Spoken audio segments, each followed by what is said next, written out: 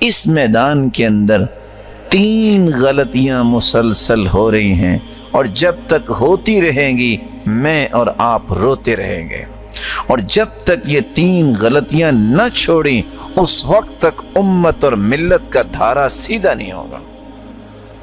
سب سے پہلی بات،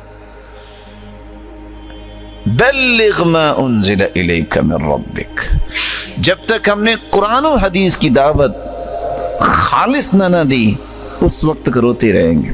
جب آمیزش کرتے ہیں یہ بھی لے لو اور یہ بھی لے لو، قرآن نے حکم یہ دیا ہے بلغ ما انزل الیک من ربک، آپ کی ذمہ داری پہنچانا ہے صرف وہ بات جو اللہ نے نازل کی۔ بہت سارے نوجوان منچلے ہوتے ہیں اور کہہ رہے ہوں گے کہ اچھا ہم برائی کا رد بھی نہ کریں،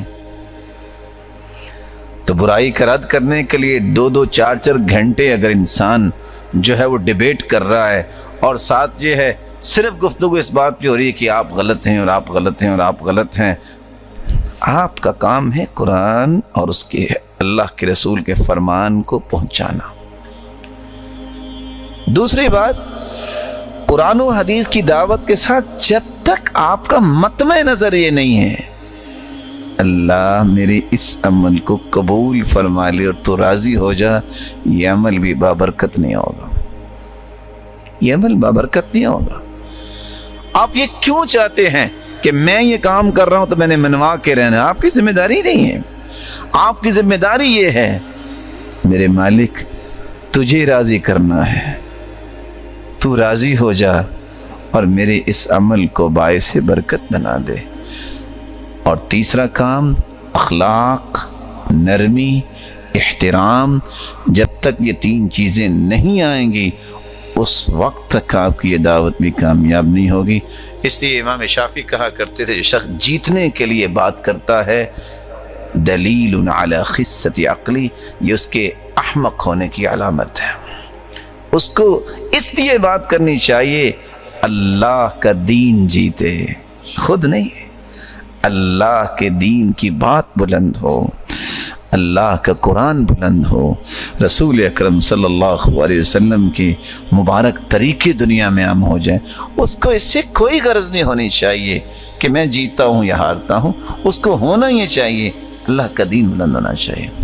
اور یہی وجہ ہے کہ آج میدان عمل میں دین کے نام سے اتنے فسادات ہیں کہ آپ اور میں ان کو گن نہیں سکتے، اور جہاں بھی آپ ٹھنڈے دماغ سے بیٹھ کے سوچیں گے اس میں غلطی میری اور آپ کی نکلے گی کہ ہم نے اس طریقے کو اختیار نہیں کیا جس طریقے کے مطابق اللہ کے رسول نے اس کام کو کیا۔ میں ایک چھوٹی سی حدیث سنا کے اس کی وضاحت کرنا چاہوں گا۔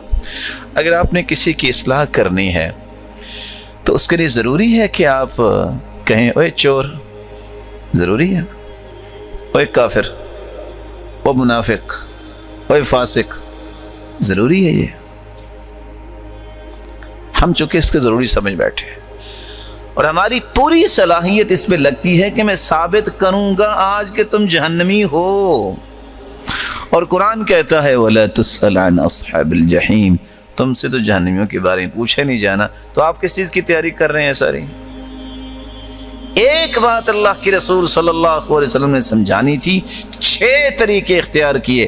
مصلی پہ بیٹھے، جہاں جس طرح کا انداز تھا مصلی کا اللہ کے رسول کے زمانے میں، آپ نے سلام پھیر کے سنت یہ ہے کہ اللہ کے رسول صلی اللہ علیہ وسلم 3 مرتبہ استغفر اللہ کہتے، اور اللہم انت السلام و منک السلام تک جب پہنچتے اس کے بعد اپنے چہرہ انور کو مقتدیوں کی طرف موڑ لیتے، کبھی دائیں اور کبھی بائیں۔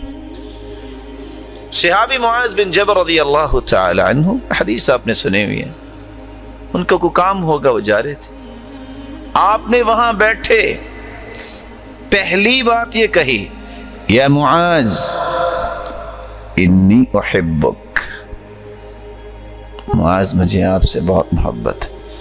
کائنات کا سرتاج کسی کو کہہ رہا ہے کہ مجھے بہت محبت ہے، اس کے دل میں سرور کتنا آیا ہوگا۔ دوسرا کام کیا کیا؟ جواب انہوں نے کیا دیا، اللہ کے رسول مجھے بھی آپ سے بہت محبت ہے۔ وہ اپنے کام بھول گئے، اٹھے، وہاں بیٹھے نہیں رہے۔ آج ہز ایکسیلنس کے درجے پہ جانے والے لوگ بہت ساری دعوت میں کام ہو جاتے ہیں کہ لوگ آئیں، ہم کیوں جائیں، آپ اٹھیں، دوسرا کام۔ پھر آپ چل کے گئے، سیدنا معاذ صحابی کی طرف جائے رسول صلی اللہ علیہ وسلم، وہ ہستی جس جیسی ہستی اللہ نے آج تک پیدا ہی نہیں کی۔ چوتھا کام، آپ نے صحابی کا ہاتھ اپنے ہاتھوں میں لیا، اپنائیت دی، محبت دی۔ پانچواں کام، کہا معاذ میں آج آپ کو ایک تحفہ دینا چاہتا ہوں، وہ جس کے سامنے تبسم ہو جائے اللہ کے رسول کا، اس سے بڑا بھی کوئی تحفہ ہے؟ پھر تحفہ کیا دیا؟ لا تدعن دبر كل صلاة مكتوبة اللهم أعني على ذكرك وشكرك وحسن عبادتك۔ معاذ کسی بھی نماز کے بعد یہ کہنا نہ بولنا، اللہم اعنی علی ذکرک وشکرک وحسن عبادتک، اے اللہ خوبصورت ذکر اور خوبصورت شکر اور خوبصورت عبادت پر میری مدد فرما۔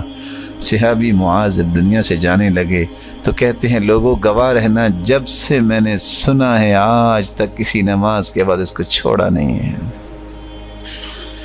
اگر مصلی پہ بیٹھے بیٹھے ہی اللہ کے رسول کہہ دیتے اے جو امید ہی نہیں ہو سکتی کسی مسلمان کو کہ سرتاج رسول کا یہ انداز ہو، کہاں جا رہے ہو؟ انداز سمجھیے۔